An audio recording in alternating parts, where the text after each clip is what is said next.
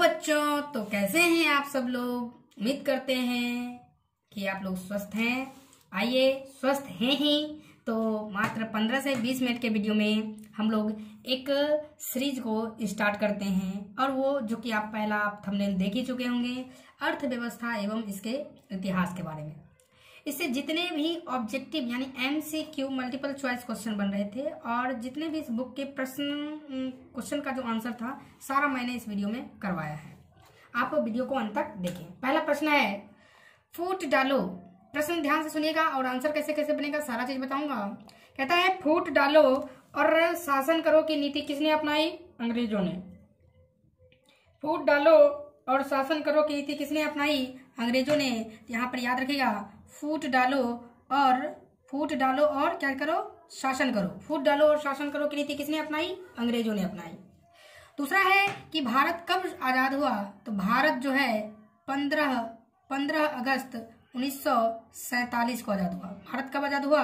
15 अगस्त 1947 को।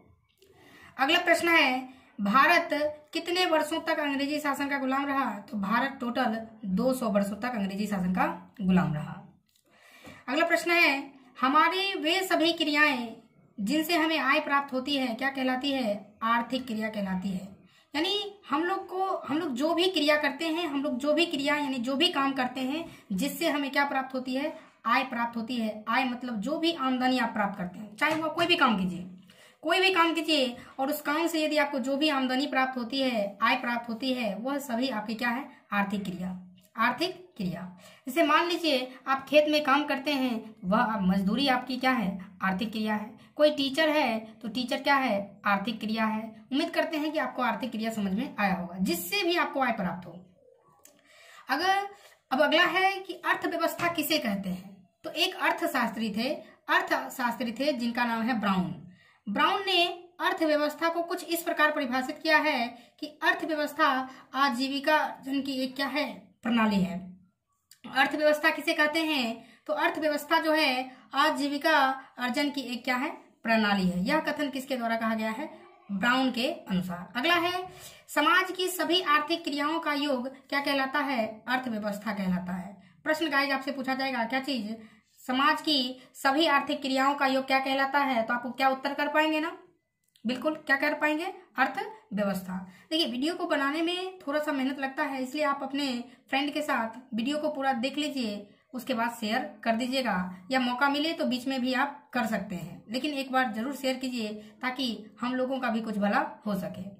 अब क्या किया गया है कि अर्थव्यवस्था के कुल 3 क्षेत्र होते हैं। अर्थव्यवस्था के कितने क्षेत्र होते हैं? 3 क्षेत्र होते हैं। 3 क्षेत्र में ध्यान से देखिए, एक है प्राथमिक क्षेत्र जिसको प्राइमरी सेक्टर, द्वितीयक क्षेत्र सेकेंडरी सेक्टर, और तृतीयक क्षेत्र जिसको थर्ड सेक्टर यानी सेवा क्षेत्र कहते हैं। अब पहला है प्राथमिक क्षेत्र। प्राथमिक क्षेत्र किसे कहते हैं? तो प्राथमिक क्षेत्र उन क्षेत्रों को कहते हैं जो कृषि के अंतर्गत आती है। कृषि से संबंधित जितनी भी चीजें आ जाएगी वो सब किस क्षेत्र में आएगी? प्राथमिक क्षेत्र। तो प्राथमिक क्षेत्र को क्या कहते हैं? कृषि क्षेत्र कहते हैं। जैसे जो भी प्रकृति से प्राप्त हो, यदि हम वह चीज करते हैं, जैसे मुर्गी पालन, मत्स्य पालन, मछली पालन, ये सभी किस क्षेत्र में आएंगे? प्राथमिक क्षेत्र में। आगे सारे चीज लिखे गए हैं, आप ध्यान से वीडियो को देखते रहिए। दूसरा है द्वितीयक क्षेत्र। द्वितीयक क्षेत्र को क्या कहते हैं? औद्योगिक क्षेत्र कहते हैं। याद रखिए, क्या आपसे गाइस प्रश्न पूछेगा कि औद्योगिक क्षेत्र के नाम से किसे जाना जाता है, तो आप कह सकते हैं द्वितीयक क्षेत्र। कृषि क्षेत्र के नाम से किसे जाना जाता है, तो कह दीजिएगा प्राथमिक क्षेत्र। और तृतीयक क्षेत्र के नाम से किसे जाना जाता है, तो सेवा क्षेत्र। यह आपके एग्जाम के लिए बहुत ही हेल्पफुल रहेगा। आइए अब आगे देखते हैं इसके अगले ऑब्जेक्टिव। अब है, ध्यान दीजिएगा, अब है प्रश्न क्रमांक 8 नंबर से है। कहता है कृषि, ध्यान दीजिएगा क्या है? एक है कृषि, पशुपालन, वन, मछली पालन, जंगलों से वस्तुओं को प्राप्त करना, ये सब किस क्षेत्र में आएगा? तो ये सब आएगा प्राथमिक क्षेत्र में। क्या आप समझ गए? चाहे आप कृषि की बात करें, या पशुपालन की बात करें, या वन, मछली पालन, मुर्गा पालन, जो भी पालन करें, जंगलों से वस्तु को आप प्राप्त कर रहे हैं, तो ये सब किस क्षेत्र में आएगा? प्राथमिक क्षेत्र में। किस क्षेत्र में आएगा? प्राथमिक क्षेत्र में। अगला पॉइंट है, अमेरिका जापान एवं ऑस्ट्रेलिया कौन सी अर्थव्यवस्था है? पूंजीवादी अर्थव्यवस्था है। कैसी अर्थव्यवस्था है? पूंजीवादी अर्थव्यवस्था। कौन सी अर्थव्यवस्था है? पूंजीवादी अर्थव्यवस्था। तो पूंजीवादी अर्थव्यवस्था कौन कौन है? America, Japan, Australia. America, Japan, Australia. अगला है चीन क्यूबा में डैश अर्थव्यवस्था है। तो याद रखिए, चीन और क्यूबा में कौन सी अर्थव्यवस्था है? समाजवादी अर्थव्यवस्था है। कौन सी अर्थव्यवस्था है? समाजवादी अर्थव्यवस्था है। अगला है भारत में कौन सी अर्थव्यवस्था है? भारत में, याद रखिए, भारत में मिश्रित अर्थव्यवस्था है। कौन सी अर्थव्यवस्था है? मिश्रित अर्थव्यवस्था है। योजना आयोग के अध्यक्ष कौन होते हैं? तो देश के वर्तमान प्रधानमंत्री होते हैं। देश के जो वर्तमान प्रधानमंत्री हैं वही योजना आयोग के क्या है? अध्यक्ष हैं। अब योजना आयोग क्या है? तो योजना आयोग ध्यान दीजिएगा, तो योजना आयोग का गठन जो है, योजना आयोग का गठन 15 मार्च 1950 ईस्वी को किया गया था। तो जल्दी से बताइए, योजना आयोग का गठन कब किया गया था? 15 मार्च 1950 ईस्वी को। ठीक है। अब अगला प्रश्न, योजना आयोग के प्रथम अध्यक्ष कौन थे? तो योजना आयोग के प्रथम अध्यक्ष थे पंडित जवाहरलाल नेहरू। योजना आयोग के प्रथम अध्यक्ष कौन थे? पंडित जवाहरलाल नेहरू थे। और योजना आयोग के वर्तमान अध्यक्ष कौन है? तो नरेंद्र मोदी जी हैं। अगला है योजना आयोग का नाम बदलकर अब क्या रखा गया है? नीति आयोग रखा गया है। योजना आयोग का नाम बदलकर क्या रखा गया है? नीति आयोग रखा गया है। कब रखा गया? तो 1 जनवरी 2015। कब रखा गया है गाइस? 1 जनवरी 2015 किया गया। योजना आयोग में कुल 8 सदस्य होते हैं। योजना आयोग में कुल कितने सदस्य होते हैं? 8 सदस्य होते हैं। अगला है भारत में पंचवर्षीय योजना। भारत में 5 वर्षों की योजना करवाई गई थी, जो कि आपके बुक से जितने महत्वपूर्ण है सारा अभी हम लोग इसमें देख रहे हैं। तो पहली पंचवर्षीय योजना जो कि आपको याद रखनी चाहिए, पहली पंचवर्षीय योजना का क्रम कब से कब तक है? तो 1951 से 1956, जो कि पहली पंचवर्षीय आपको याद रखनी चाहिए। दूसरा निकालना है, क्योंकि पंचवर्षीय नाम से ही स्पष्ट है कि 5 वर्षों की योजना होगी। तो अगला 1956 में 5 जोड़ दी 1961। उसके बाद आपको तीसरी इंपॉर्टेंट नहीं है, एक ही बार आप 7वीं याद रख सकते हैं कि 7वीं पंचवर्षीय योजना कब लागू हुई थी? तो 1985 से 1990। 10वीं पंचवर्षीय योजना कब लागू हुई? तो 2002 में से लेकर के 2007 तक। और 11वीं पंचवर्षीय योजना की अवधि क्या है? 2007 से 2012। चलिए अगला प्रश्न देखते हैं। अगला प्रश्न है 17 नंबर, ध्यान दीजिएगा। कहता है राष्ट्रीय विकास परिषद का गठन। राष्ट्रीय विकास परिषद का गठन कब किया गया? याद रखिए, राष्ट्रीय विकास परिषद का गठन 6 अगस्त 1952 ईस्वी को किया गया था। योजना आयोग का जब गठन किया गया था, मात्र उसके 2 साल बाद किसका गठन किया गया? राष्ट्रीय विकास परिषद का। राष्ट्रीय विकास परिषद के अध्यक्ष कौन होते हैं? तो राष्ट्रीय विकास परिषद के सभी अध्यक्ष जो होते हैं वो सभी राज्यों के मंत्री होते हैं। सभी राज्यों के मुख्यमंत्री होते हैं। सभी राज्यों के मुख्यमंत्री क्या होते हैं? राष्ट्रीय विकास परिषद के अध्यक्ष। अगला पॉइंट है कि वस्तु से वस्तु का लेन देन क्या कहलाता है? तो वस्तु से वस्तु का लेन देन करेंगे तो उसको वस्तु विनिमय प्रणाली कहते हैं। वस्तु से वस्तु का लेन देन क्या कहलाता है? वस्तु विनिमय प्रणाली कहलाता है। मुद्रा मतलब रुपा पैसा से, रुपा से यदि कोई वस्तु या सेवा का लेन देन करेंगे तो उसको क्या कहते हैं? मौद्रिक प्रणाली कहते हैं। क्या कहते हैं? मौद्रिक प्रणाली कहते हैं। मौद्रिक प्रणाली कहते हैं। क्या कहते हैं? मौद्रिक प्रणाली कहते हैं। अगला पॉइंट, प्रति व्यक्ति आय का फॉर्मूला क्या होता है? तो प्रति व्यक्ति आय का फॉर्मूला यहाँ पर जो कि लिखा है, राष्ट्रीय आय बटे कुल जनसंख्या। देश की कुल राष्ट्रीय आय बटे कुल जनसंख्या। देश की कुल राष्ट्रीय आय बटे कुल जनसंख्या। अगला है मानव विकास रिपोर्ट किसके द्वारा जारी किया जाता है? यूएनडीपी के द्वारा। किसके द्वारा? यूएनडीपी का फुल फॉर्म हो जाएगा यूनाइटेड नेशन डेवलपमेंट प्रोग्राम। ठीक है। अगला है यूएनडीपी ने अपना पहला रिपोर्ट कब जारी किया? यूएनडीपी ने अपना पहला रिपोर्ट अप्रैल 2002 ईस्वी में जारी किया। अप्रैल 2002 ईस्वी में जारी किया। और तात्कालिक प्रधानमंत्री उस समय कौन थे? अटल बिहारी वाजपेयी। कौन थे? अटल बिहारी वाजपेयी थे।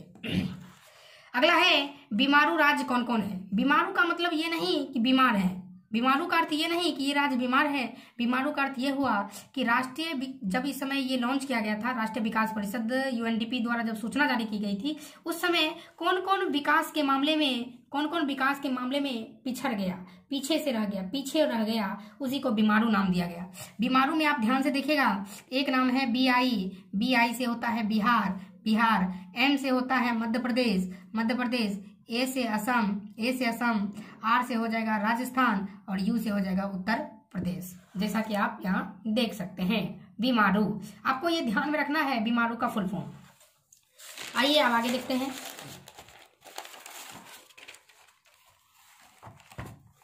अगला है, पहले चैप्टर का संपूर्ण नोट्स आपको यहाँ पर मिलेगा। अच्छा, नोट्स कैसे मिलेगा, ये चीज आप यदि लिखी हुई चाहते हैं कि आपको एक जगह मिल जाए तो कैसे मिलेगा, हम आपको बताएंगे, वीडियो के बीच में ही बताएंगे, लेकिन बताएंगे, आप ध्यान दीजिएगा कैसे मिलेगा। तो केरल का रैंक जो है, जिसमें जो बीमारू राज्य है, उस बीमारू राज्य में जो वो तो सबसे नीचे हो गया, लेकिन सबसे ऊपर कौन हो गया, सबसे ऊपर कौन था, केरल ऊपर था। केरल का रैंक क्या है, सबसे ऊपर था, जबकि बिहार, असम, मध्य प्रदेश, राजस्थान, उत्तर प्रदेश का रैंक सबसे नीचे था, जिसको हमने यहाँ से यहाँ तक को क्या कहा, शॉर्ट भाषा में क्या कहा, बीमारू कहा। क्या कहा, बीमारू। अगला है, संपूर्ण क्रांति का नारा किसने लगाया। संपूर्ण क्रांति का नारा किसने दिया, जयप्रकाश नारायण ने दिया। संपूर्ण क्रांति का नारा किसने दिया, जयप्रकाश नारायण ने।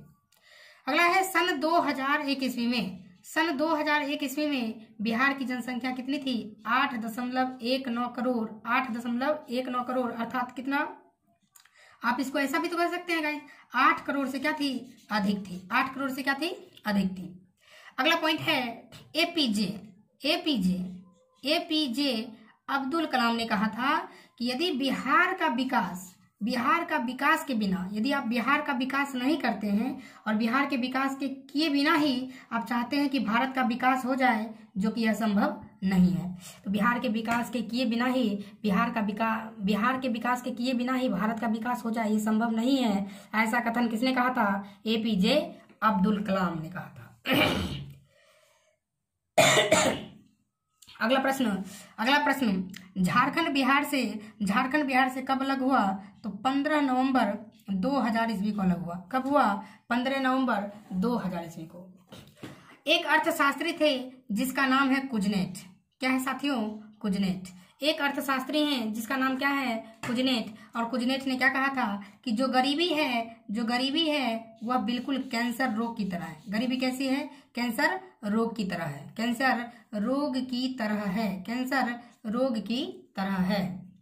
चलिए इसको हम थोड़ा सा शुद्धिकरण कर लेते हैं। चलिए, तो अगला पॉइंट है कि ग्रामीण क्षेत्रों में, ये भी बहुत महत्वपूर्ण क्वेश्चन है, इस बार 2023 के एग्जाम में भी यह प्रश्न पूछा गया था कि ग्रामीण क्षेत्रों में कितनी कैलोरी से कम लेने वाले व्यक्ति को गरीबी रेखा के नीचे रखा जाता है। ध्यान दीजिएगा, यहाँ पे साथियों हमने यहाँ पर एक रेखा खींचा है जिसको हम लोग कहते हैं काल्पनिक रेखा। ये रेखा काल्पनिक इसलिए है क्योंकि ये माना गया है, जो भी चीज हम लोग कल्पना करते हैं, मानते हैं, वो काल्पनिक रेखा होती है। यदि काल्पनिक रेखा से यदि कोई ऊपर आ गया तो उसको एपीएल कहा जाता है, यानी एबव पॉवर्टी लाइन। और काल्पनिक रेखा या एक गरीबी की रेखा खींची गई है, इसकी से जो नीचे आएगा उसको बीपीएल यानी बिलो पॉवर्टी लाइन कहा जाता है। अब ध्यान दीजिएगा कि जो ग्रामीण क्षेत्र होते हैं, गांव में रहने वाले लोगों के लिए कहा गया है कि 2400 कैलोरी से ऊर्जा से कम लेने वाले व्यक्ति को, यदि गांव में आप रहते हैं और 2400 कैलोरी से कम ऊर्जा ले रहे हैं, तो इसका मतलब आपको किस रेखा में रखा जाएगा, गरीबी रेखा के नीचे रखा जाएगा। गरीबी रेखा के नीचे बात करें तो आपका नाम किस में आ जाएगा, बीपीएल में। इसलिए यहाँ ध्यान दीजिएगा, हम सभी लोग का नाम कभी एपीएल कभी बीपीएल हो जाता है, तो वो कैलोरी पर डिपेंड करता है। शहरी क्षेत्रों में जबकि क्या है, 2100 कैलोरी है। शहरी क्षेत्रों में कितना है, 2100 कैलोरी ऊर्जा से कम लेने वाले व्यक्ति को गरीबी रेखा के नीचे रखा जाता है। कितने, 2100। आप ध्यान दीजिएगा, ग्रामीण में ज्यादा है क्योंकि गांव के लोग खूब खाते पीते हैं, शहर में उतना खाने पीने पे ध्यान नहीं देते हैं, इसलिए शहर में कैलोरी कम है। आइए अब अगला पॉइंट देखते हैं। अगला पॉइंट है नरेगा या मनरेगा के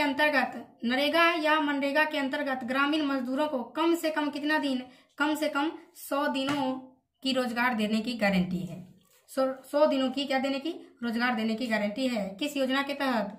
नरेगा, जो कि बाद में इसका नाम चेंज करके क्या रख दिया गया है? मनरेगा कर दिया गया, मनरेगा। अगला है मनरेगा योजना। मनरेगा योजना किसके कारण सफल नहीं हो पाई है? तो बिचौलिए। बिचौलिए उसको कहते हैं जो बीच में ही रुपया का घपला कर दे, या बिचौलियों के कारण मनरेगा योजना सफल नहीं हो पाई है। अगला है मनरेगा योजना। मनरेगा जो योजना है किस व्यक्ति से संबंधित है? तो याद रखिए महात्मा गांधी से संबंधित है, महात्मा गांधी से संबंधित है।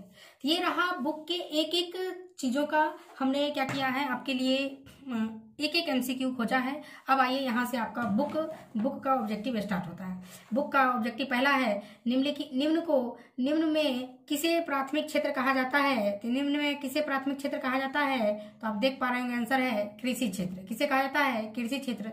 दूसरा क्वेश्चन पढ़े, कहता है निम्न में से किस देश में मिश्रित अर्थव्यवस्था थी? तो आंसर हो जाएगा भारत। किसमें थी? भारत। अगला प्रश्न है भारत में योजना आयोग का गठन कब किया गया? जल्दी से बताएं, भारत में योजना आयोग का गठन कब किया गया? ठीक है, 15 मार्च 1950। कब किया गया? 15 मार्च 1950 को किया गया। अगला प्रश्न आपके सामने है। अगला प्रश्न, जिस देश की राष्ट्रीय आय अधिक होता है वह देश क्या कहलाता है? जिस देश की राष्ट्रीय आय अधिक होता है वह देश क्या कहलाता है? जल्दी से कमेंट कीजिए।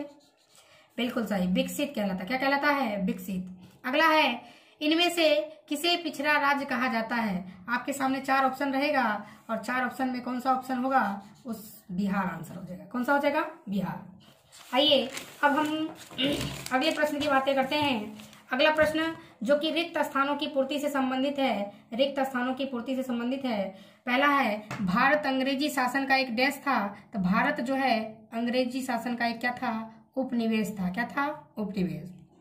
अंग्रेजों ने भारतीय अर्थव्यवस्था का क्या किया? शोषण किया। क्या किया? शोषण किया। क्या किया? शोषण। तीसरा पॉइंट है अर्थव्यवस्था आजीविका अर्जन की क्या है? प्रणाली है। अर्थव्यवस्था आजीविका अर्जन की देश है, प्रणाली है। अगला है द्वितीयक क्षेत्र को क्या कहा जाता है? औद्योगिक क्षेत्र कहा जाता है। क्या कहा जाता है? औद्योगिक क्षेत्र। 5 नंबर पॉइंट है आर्थिक विकास। आर्थिक विकास आवश्यक रूप से परिवर्तन की मतलब देश की प्रक्रिया है। तो याद रखिएगा परिवर्तन की प्रक्रिया है। किसकी प्रक्रिया है? परिवर्तन की प्रक्रिया है। अगला पॉइंट है 6 नंबर, भारत में आर्थिक विकास का श्रेय देश को दिया जाता है। तो भारत में आर्थिक विकास का श्रेय किसे दिया जाता है? नियोजन को दिया जाता है। किसे दिया जाता है? नियोजन को। अगला प्रश्न है अगला प्रश्न 7 नंबर, आर्थिक विकास की माप करने के लिए उचित दंड युक्त क्या है? उचित सूचकांक क्या है? प्रति व्यक्ति आय है। प्रति व्यक्ति आय है। जिस देश की प्रति व्यक्ति आय जितनी अधिक होगी वह देश उतना ही विकसित होगा। साधनों के मामले में धनी होते हुए भी बिहार की स्थिति क्या है? दयनीय है। बिहार की स्थिति क्या है? दयनीय है। अगला है बिहार देश ही जीवन का आधार है। तो बिहार कृषि ही जीवन का आधार है। और आपके लिए एक क्वेश्चन छोड़ा गया है कि बिहार के विकास में डैश बहुत बड़ा बाधक है। बिहार के विकास में डैश बड़ा बाधक है। डैश बहुत बड़ा बाधक है। आपको जो आंसर आएगा उस आंसर को आपको कमेंट करना है, इसीलिए आपके लिए एक प्रश्न छोड़ा गया है। अब आइए लघुत्तरीय प्रश्न भी साथ ही साथ देख लेते हैं। ठीक है, लघुत्तरीय प्रश्न है पहला कि अर्थव्यवस्था किसे कहते हैं? अर्थव्यवस्था किसे कहते हैं? तो आप देख लीजिए, ब्राउन के अनुसार अर्थव्यवस्था आजीविका अर्जन की क्या है? प्रणाली है। अर्थव्यवस्था आजीविका अर्जन की एक प्रणाली है। यह कथन किसने दिया था? ब्राउन ने दिया था। मिश्रित अर्थव्यवस्था किसे कहते हैं? दूसरा प्रश्न है, ये एनसीईआरटी का है, तो मैंने आपके लिए उत्तर लिखा है पूंजीवादी एवं समाजवादी अर्थव्यवस्था के मिश्रण को, पूंजीवादी और समाजवादी अर्थव्यवस्था के मिश्रण को क्या कहते हैं? मिश्रित अर्थव्यवस्था कहते हैं। क्या कहते हैं? मिश्रित। इसमें जो उत्पादन होता है मिश्रित अर्थव्यवस्था में, इसके उत्पादन के साधन पर स्वामित्व सरकार तथा निजी व्यक्तियों का हाथ होता है। ठीक है, और भारत कैसी अर्थव्यवस्था है? तो भारत में मिश्रित अर्थव्यवस्था है। आइए अब देखते हैं तीसरा प्रश्न जो एनसीईआरटी में है वो है सतत विकास क्या है? सतत विकास क्या है? ऐसा विकास जो टिका रहे, ऐसा विकास जो टिका रहे क्या कहलाता है? सतत विकास कहलाता है। सतत विकास कहलाता है। सतत विकास में न केवल वर्तमान पीढ़ी बल्कि भावी पीढ़ी के विकास को भी ध्यान में रखा जाता है। भावी का मतलब वो भावी ना, भावी माने आने वाली पीढ़ी को ध्यान में रखा जाता है। चौथा प्रश्न आपका है, मानव विकास रिपोर्ट क्या है? मानव विकास रिपोर्ट क्या है? मानव विकास रिपोर्ट क्या है? तो ध्यान दीजिएगा, मानव विकास रिपोर्ट संयुक्त राष्ट्र विकास कार्यक्रम, जिसको शॉर्ट में हम लोग कहेंगे UNDP, United Nation Development Programme, द्वारा जारी किया जाता है, जिसमें विभिन्न देशों की तुलना लोगों के शैक्षणिक स्तर, उनके स्वास्थ्य की स्थिति और प्रति व्यक्ति आय के आधार पर करती है। प्रश्न अगला है जो कि आपका लघुत्तरीय का लास्ट होगा, वो है आर्थिक नियोजन क्या है? आर्थिक नियोजन क्या है? तो राष्ट्र की प्राथमिकता के अनुसार देश के संसाधनों का विभिन्न विकासात्मक क्रियाओं में प्रयोग करना ही आर्थिक नियोजन कहलाता है। तो अब आप बताइए कमेंट करके कि वीडियो आपको कैसा लगा, क्योंकि वीडियो बनाने में बहुत ही मेहनत लगता है, इसलिए आप हमारे channel Rakesh online classes LKP को क्या कीजिएगा, तो पहले आपको ये काम करना है, अभी भागना नहीं है, पहले आप लाइक कीजिए, ठीक है, लाइक कर दिए, वेरी गुड। यदि अभी तक आप सब्सक्राइब नहीं किए हैं तो जल्दी से सब्सक्राइब कीजिए, कर दिए, ठीक है। अब क्या कीजिए, वीडियो को शेयर, सब्सक्राइब करने के बाद एक बेल आइकन आएगा जो कि आपको क्या करना है, दबा देना है, दबा दिए। अब आपको क्या करना है, वीडियो को शेयर करना है, किसी भी एक ग्रुप में आप शेयर कर दीजिए ताकि हम आपके लिए और भी मेहनत कर सकें। अब बात करेंगे कि यदि आपको ये नोट्स चाहिए तो क्या करना होगा। यदि आपको ये नोट्स चाहिए तो आपको एक व्हाट्सएप मैसेज करना है। आपको नंबर है 7283498864। ये इस नंबर पर आपको व्हाट्सएप मैसेज पर हाय लिख करके आपको लिख देना है क्लास टेंथ नोट्स। हम आपको नोट्स भेज देंगे। आपको ये नंबर देख लीजिए 7283 सॉरी यहाँ पर एक जीरो छूट गया, 7283 इस नंबर पर आपको क्या करना है, लिखना है क्लास टेंथ नोट्स, तो हम आपको नोट्स भेज देंगे, ठीक है। चलिए।